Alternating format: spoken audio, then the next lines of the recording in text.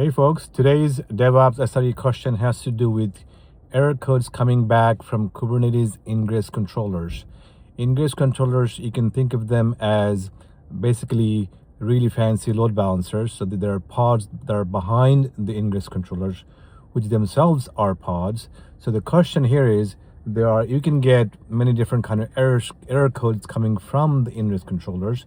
So we'll pick four main ones right now. There's 500, there's 502, there's 503, and there's 504. What are those? You might think, like, why should I have to memorize these things? Well, it turns out these are pretty basic troubleshooting things. So if you have experience with Kubernetes, you might have gotten these error codes at one point or another. So in an interview, it's not an unfair question to ask these error codes. All right, so again, 500, 502, 503, 504. What do these error codes mean coming from Kubernetes Ingres controllers?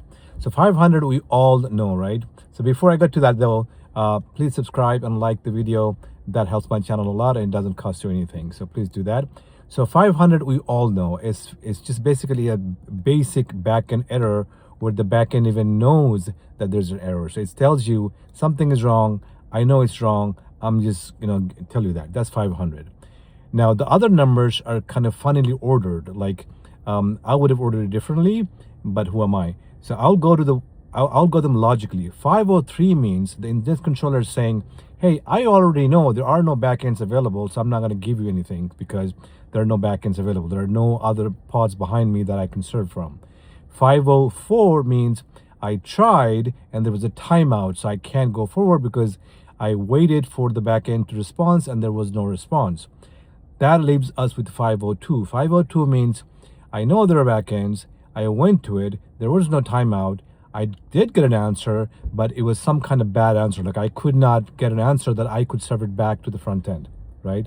So those are the four major 500 codes that you should know coming out of Ingres controllers, which are basically really fancy and smart and intelligent load balancers that sit within the Kubernetes infrastructure, and those are native to Kubernetes. I hope it was useful, and I will see you in the next one. Bye-bye.